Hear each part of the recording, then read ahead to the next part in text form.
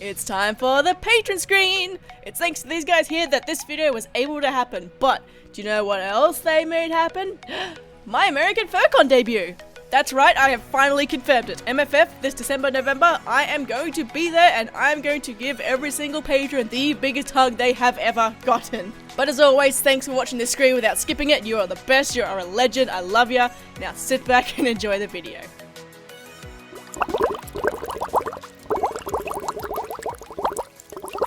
Hello! Thanks for being here. Welcome to this week's full episode. This episode's topic is all about props. Now, I'm sure you've heard the word prop before and you probably know what it means, but what does it mean in a furry context? In the fandom, a prop is simply a fun object that you can carry around. And said object is usually plush and oversized, but of course it's not limited to that. In fact, I have some examples right here. We have my plush Pocari Sweat bottle. This was made by More For Less. And we have my giant nigiri. This was made by Jix Wolfaroo. So, what's the point of having this? Just gonna keep my Pocari Sweat can with me. It's actually really fun to lean on. The most common use is for fursuiters, so that they can add another dimension to their performing. So you can do lots of fun interactions, you can do some really cute photos. It's a great way to breathe new life into your suit. Or if you're the kind of person that doesn't really know what to do with their hands, just hold a prop and you instantly look awesome.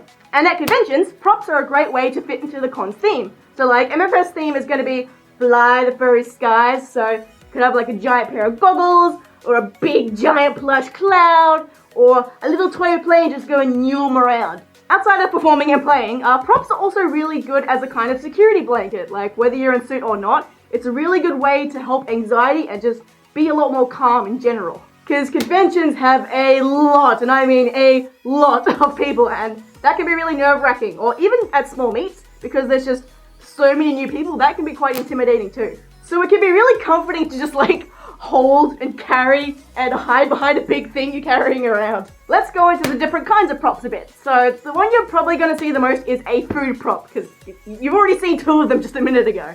Food props are really popular because there's just so much you can do with them, and they work with pretty much any character. You can like pretend to eat them, you can pretend to protect it from every single person that gets near, you can pretend to fight over it with someone, you can get artwork drawn with it.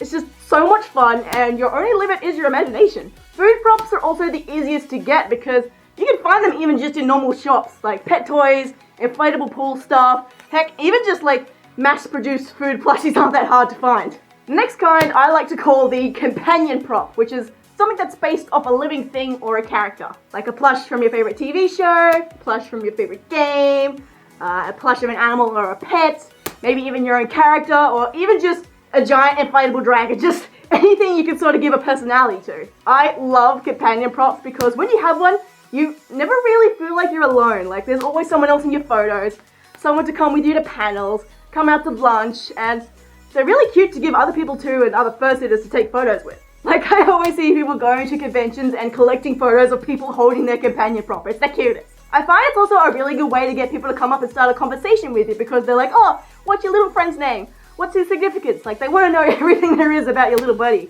I, for one, would love to get Pocari 2.0 with a pouch so I could put, like, Peep Pocari in there or, like, all my Peep plushies around and, that'd be the cutest. Or maybe even a Stormy plush.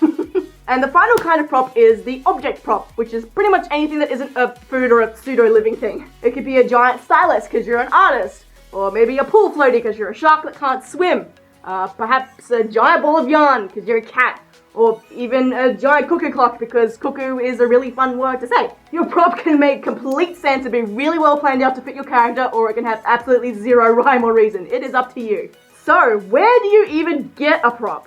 As I said earlier, you can sometimes just stumble across something in a store that will work, but another great place to get them is from a dealer's den or an artist alley at a convention. Vendors that do selling work will regularly sell props at their table, usually food props, but you never know what you're going to find. One of my favorite cons for props was Furdo 2016 when they did Toon Town for their theme because Skunky Designs had the coolest table setup with all the Toon related props you could think of. Like plush TNT, plush speech bubbles, giant inflatable hammers, it was so cool. But if you're after a prop a little bit more specific, you can commission one. Now, prop makers are a little bit harder to find than first aid makers, but pretty much anyone that can sew should be open to the idea, because they get some extra money, and they're usually not that hard to make either. Like, when I first commissioned Picari, I went to More for Less like, hey, I'd really love to have a giant Picari sweat can plush with my suit. Can you guys do that? And they're like, yep, cool, no worries, here you go.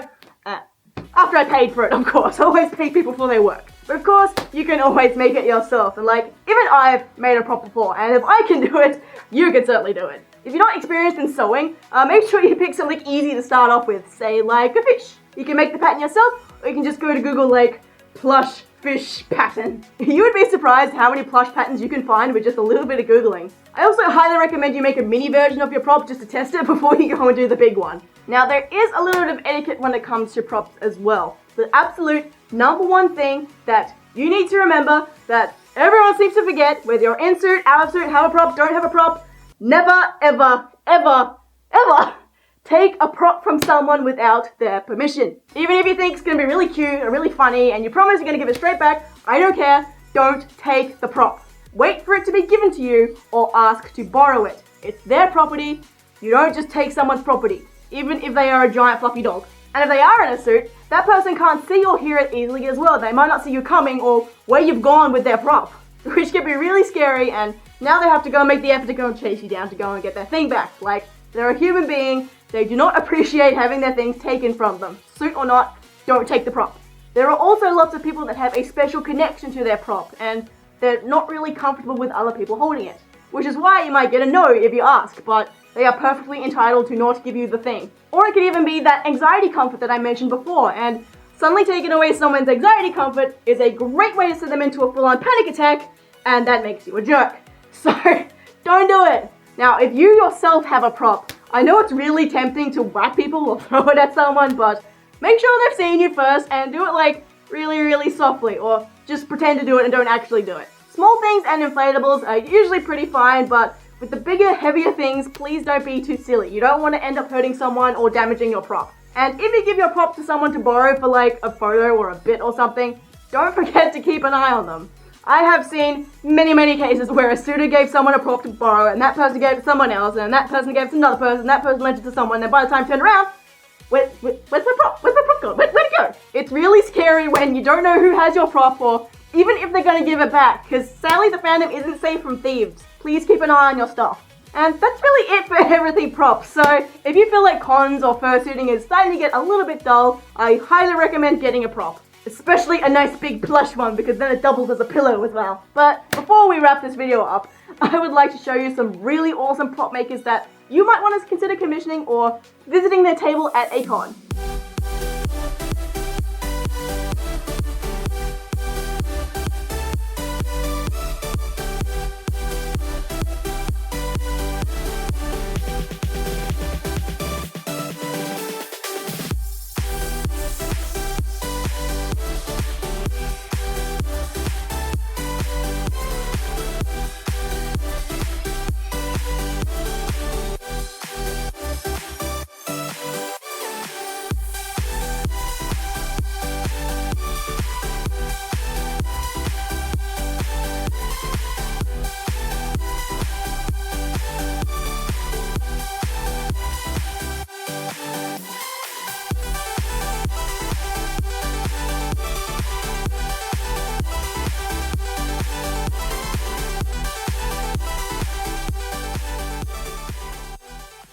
I especially own lots of props and accessories from Skunky, and I love them. They're so good. She's going to be dealing a photo, and I'm going to be making a beeline for that table, so highly recommend her from my own experiences. Thank you for watching. Leave me some comments below, like, what kind of prop do you want? If you could have a prop of anything at all, what would you have? I look forward to reading what you have to say. Alright, I'll see you in the next video. Bye!